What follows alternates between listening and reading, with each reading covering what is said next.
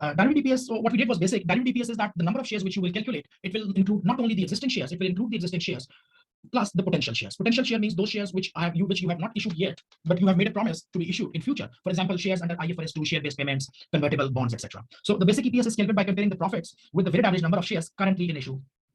However, it is possible that an entity might have a commitment to issue shares in the future, for example, share options or the conversion of convertible debt. So if you consider these commitments are known by IAS 33 as potential ordinary shares, and they may result in a change to the basic EPS because your number of shares will increase. So those shares which you have to issue in the future, you are also adding them today. You are assuming as if they were issued in the current date. And that is called the diluted EPS. So diluted EPS is based on existing plus future or plus potential ordinary shares. The diluted EPS therefore warns. Now that's important. It warns the current shareholders of what may happen to the EPS in the future. Because current shareholders, they see EPS is $10, oh, that's very good, they're happy. But then they do not know that there are some commitments as well, and there will be some new shares as well. So we are just making an adjustment and telling them that if we include the calculation of these future shares, EPS might go down to $8. So just be aware of this situation. The most efficient way to calculate the diluted EPS is to take the earnings figure used in the basic EPS calculation and determine how it would change if the potential ordinary shares become shares. Earnings will also change. Earnings, how they will change? Let's suppose that you have a convertible debt, which consists of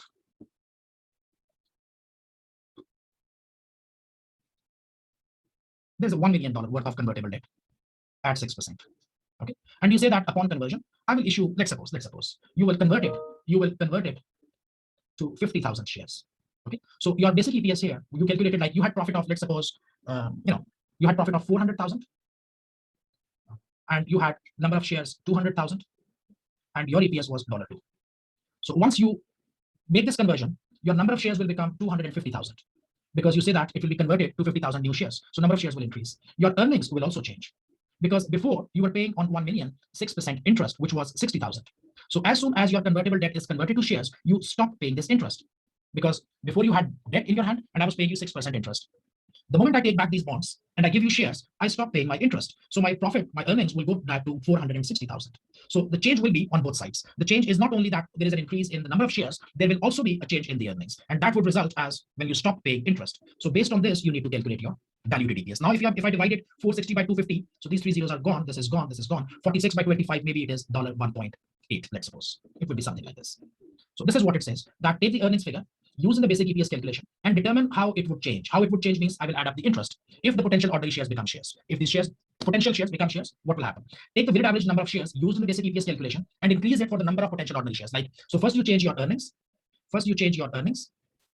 Which I said 460,000. Then you change your number of shares, which will become, let's suppose, 250,000, and then you divide them.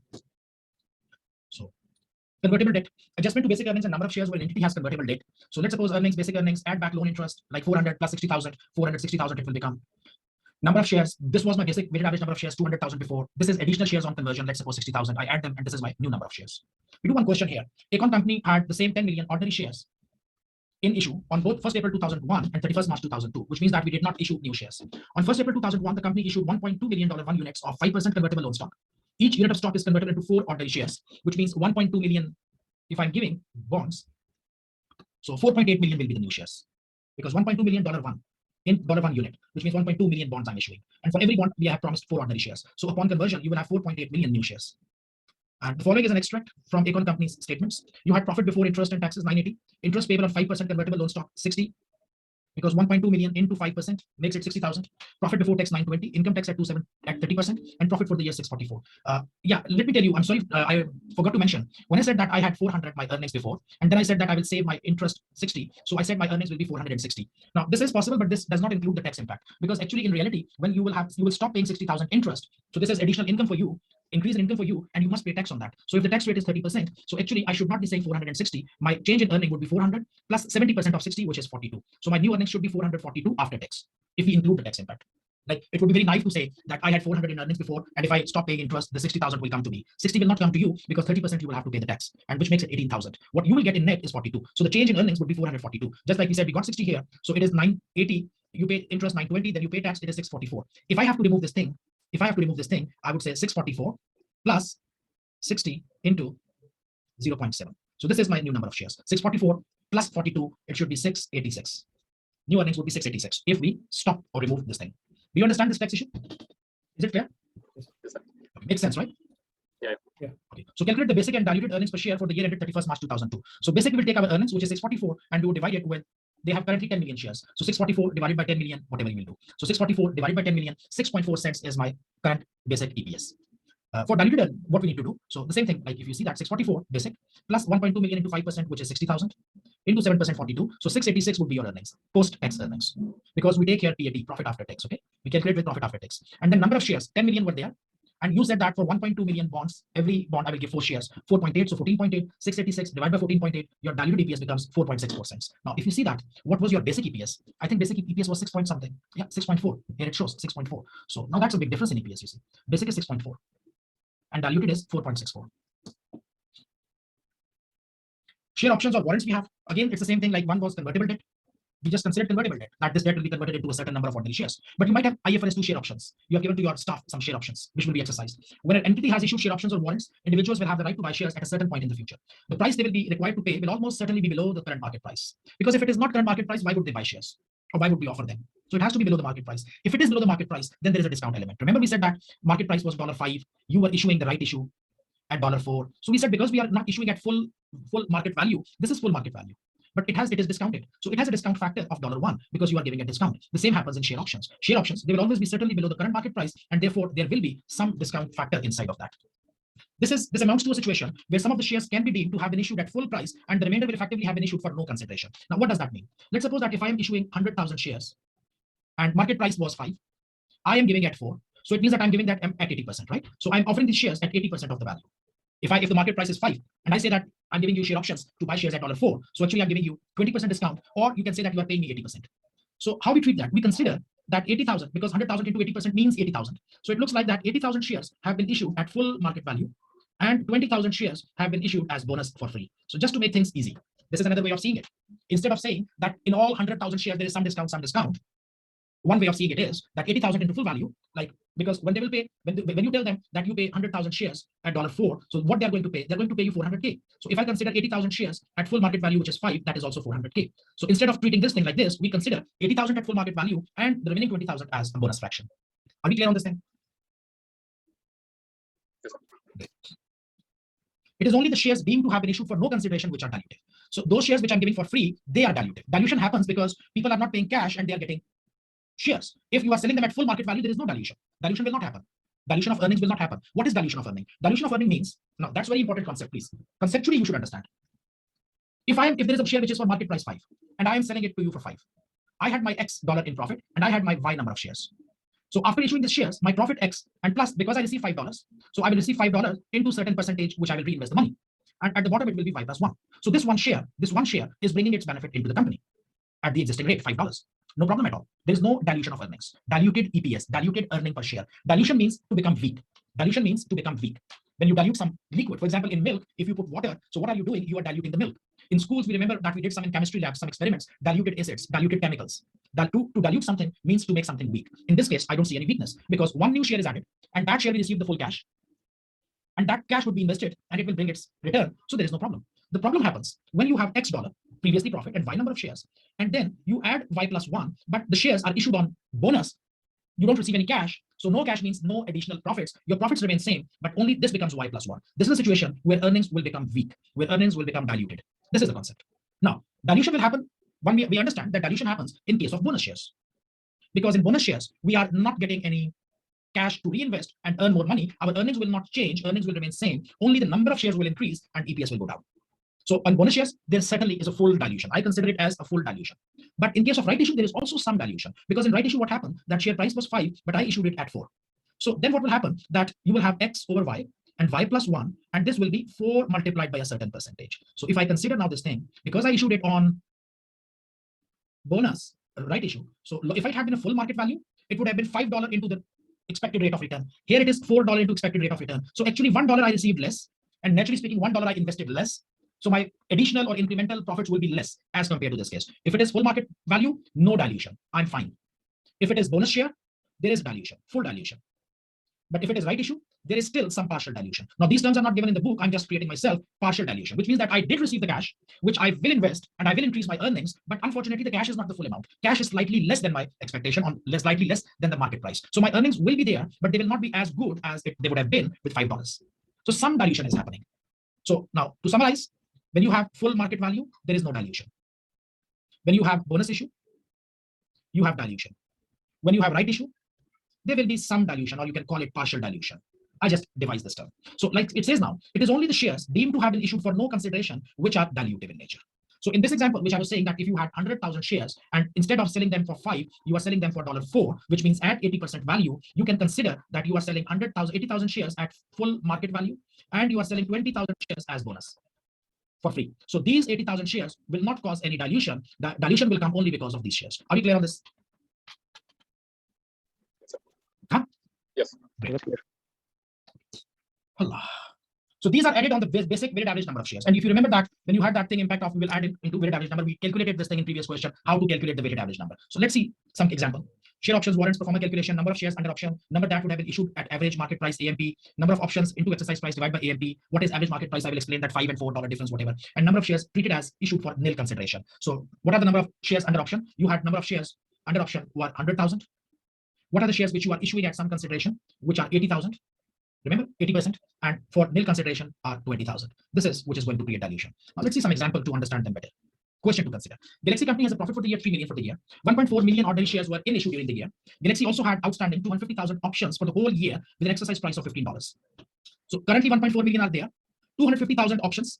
Each option share price is 15. The average market price of one ordinary share during the period was 20. So you see that market price is 20, full market value, and the option price is 15. So there is some bonus component into that thing. You can consider that bonus component as $5, or you can consider it as 25%. So that 25% of dilution we are going to expect.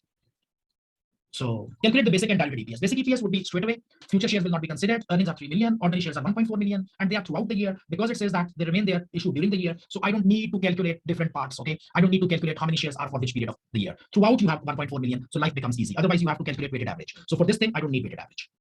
So let's calculate here. 3 million divided by 1.4 million shares. Your basic EPS is 2.14. That is correct. Now for diluted EPS, what will happen? Number of shares under option 250,000, and number that would have been issued at average market price. Remember 80% concept which I was giving you before. In this particular case, you are actually getting it 15 by 20, which means that's 75%. So actually 250,000 shares. I would consider 75% here and 25% here. Can you multiply 250 to 75%? Do we get the same thing? 250,000 into 75%. Yes. Yeah. So 187,500. These are the shares which now you can consider that these are the shares actually at full market value, and these are the shares which you are giving for free. These are the shares which you are giving for free. Because when you say that a $20 share I'm giving at 15, it means I'm giving 25% discount. So it means that they are actually paying only 75%. So they are going to get 250,000 shares in total, but they are going to pay 75% of the value. So 75% is this. Remaining value, these are the number of shares which they are going to get as for free.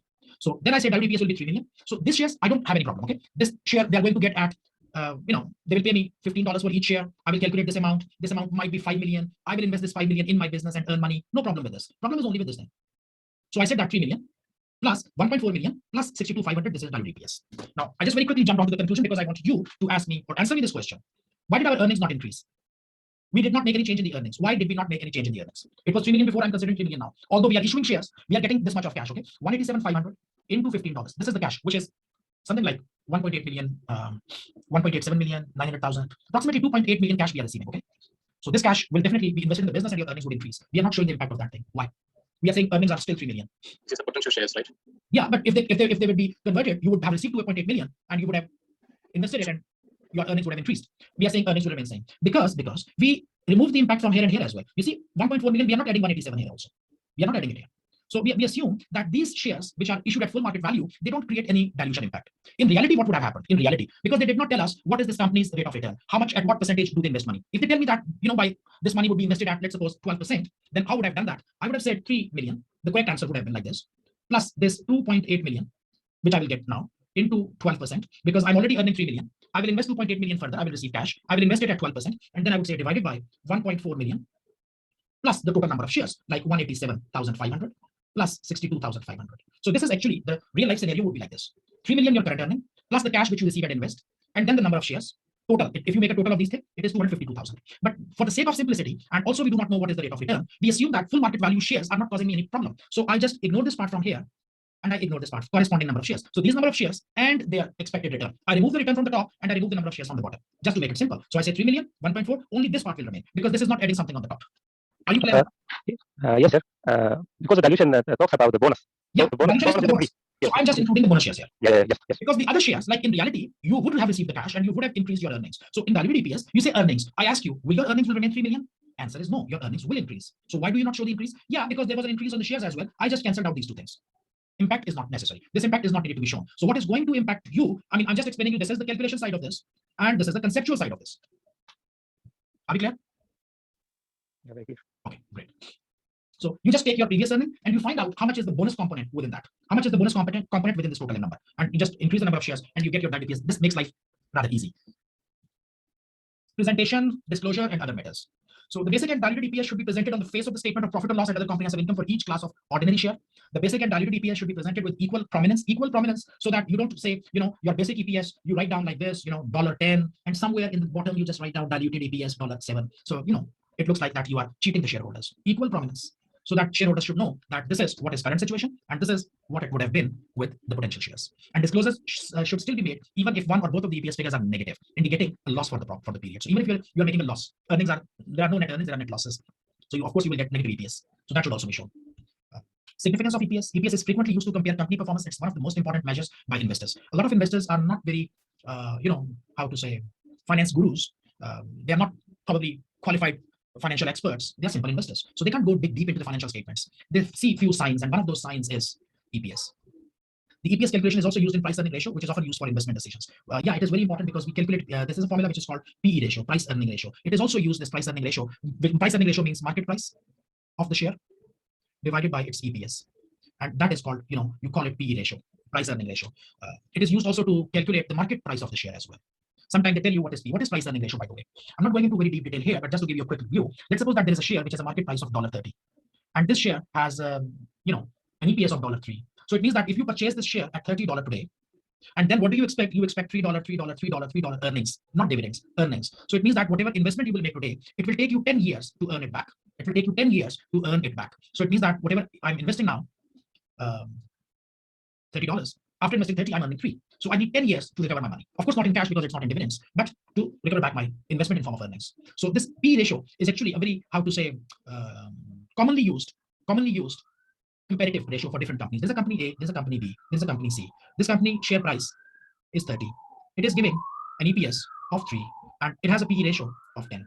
There is another company which has a share price of 21. They also have an EPS of 3 and they are giving it 7. So if you invest in company B, you would invest $21 and start earning 3, and in 7 years you can roll back your investment, not in cash but in earnings. There's a company C which has share price of 36. It is also giving EPS of 3 and they're giving back in 12 years. So what do you understand from this data? What do you understand from this data? You understand from this data that it tells me now what? Now, which company should we be investing money? Now, if I ask you, should you buy this share or should you buy this share, or A or B or C? Rajesh, what would be your choice? B. B, because it can bring back money faster, right? Yeah, absolutely. I actually would not buy B because I would say that it is giving $3 EPS. Why its share price is not increasing in the market? Why people are not willing to buy the share? Because if there is a demand, the share price should go up. You know what it looks like? That people have very high expectations about company C, and market wisdom, the collective wisdom of the market, it never fails. The collective wisdom of the market is everybody wants to invest in C, and that's why they're even willing to pay $36 just to get $3 of earning. So, I mean, nobody is coming here. Everybody is going and putting money in this company. Do you understand? There's another side of the story. You think that it is low, it is good. I think that why it is low, it is bad. Why everybody's coming in and willing to pay 36? Because this company might have some future potential. So higher PE ratios, they show you, better expectations for future. Because there might be a company D, and that company D has a share price of 20, which is giving a dividend of 4, and P ratio is 5. This company, which means that this share is not demanded in the market. To earn $4, people are not willing to pay more than 20 in this business. To earn $4, people are not willing to pay more than 20 in case of D. That's you need to see. So ideally speaking, what happens that this is the best choice in the middle. Not on the right, this lower side, this is a big question mark. This is a big question mark. Why share price is low? Why investors are not attracted here? This one I would see a kind of risky thing because I know that sometimes there's a hype in the market and prices are artificially inflated. So if I buy it at 36, I'm afraid that in some period of time it might go down to 30, 32, or 33. So I feel that there is a risk that it is overpriced. It is overstated. Safest deal is always in the middle. Do you understand? Okay, now it means that P ratio is important. Now, what P ratio has got to do with our EPS thing? So in EPS and P ratio, the relationship is that sometimes they will tell you that a company which has a PE ratio of 8 and EPS of $3. So there are 1 million shares in issue. So how much would be the value of this business? Now, there are many different ways of business valuation, very complex ways. I'm just giving you a very rough idea in a very rough way. That a company which has a P ratio of 8 and they have an EPS of 3 and their total 1 million shares are in issue. So what is the value of this company? What is the value of this business? How would I do? I would say that PE ratio is equal to market price divided by EPS. PE ratio is 8. Market price of the share, I do not know. EPS is 3. So it means that market price of each share is $24. And there are 1 million shares. So this business value is 24 million. This is the relationship between EPS and PE ratio and business valuation, because PE ratios are available in the market for each industry. So if I am into an indifferent market, I mean, different countries, each industry. For example, you are in Kuwait, and in Kuwait, we say furniture industry, furniture showrooms. What is the average PE ratio in this furniture industry in Kuwait? It is $10. It is 10 times 10. Oh, 10. Now, what is EPS? EPS is of one particular company. This 10, I will take it from the industry. And EPS, because there is a company, there's a furniture showroom, which is Alpha, which is being sold. And I want to invest money or I want to buy it. How would I give it value? I would say that Alpha does what? Alpha is in furniture business. Where? In Kuwait. What is the furniture industry PE ratios in Kuwait? 10, 11, 9, 10. I will take 10. What EPS they are giving? They are giving EPS as 4. So it means that the share price is 40. How many shares do they have? 1 million. 1 million times 40, 40 million is the value of the business. So this is like we say that significance of EPS, that EPS calculation is also used in PE ratio, which is used for investment decisions. Are we clear on this thing? I mean, this calculation, there is no confusion, I hope. Okay, great. It should however be noted that EPS is based on historical, not prospective data, and so in an indication is an indication of past rather than future performance. Yeah, of course. Because EPS, what happens? EPS is based on this data, okay, until 31st of December. You are sitting somewhere here, and during this period, many things can change. So the EPS which I'm seeing here, this actually belongs to this period.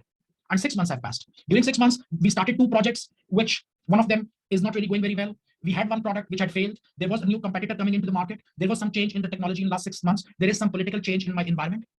There are 3 key top senior management personnel who have changed, who have left us, and they have gone to another company. So it means that when I'm sitting here and I am actually depending on my EPS, which is based on 31st of December, it is quite possible that decisions might be wrong. So you have to be very careful. So don't think that if you have EPS, you can value a business or you can make an investment decision, because you are taking investment decision in July, in June, in August. Data is from 6 months in past, and in business, in 6 months, many things can happen. Political governments can change. Things can change. New technologies, they come in. New regulations, they come in. New legislation, they come in. New competitors, they come in. Your staff members, they go out. Your products start failing. Many things happen. So that's why we say that it reflects the past rather than the future performance. The IAS 33 calculation of EPS includes one of income expense items which distort the EPS figure, because it happens that every year when you make your income statement, within your income statement, sometimes you do have some extraordinary items. We call them extraordinary items. Those items which do not happen every year. You have some Olympic season in your country this year. Because of that Olympic season, you got some bigger contracts, and your income statement and your profits, they suddenly went up. But Olympics do not happen every time, and you do not get the contract every time. So therefore, sometimes you have one-off income and similarly expenses, which will distort your otherwise thing. So this is actually the end of this chapter, EPS. Important and interesting topic.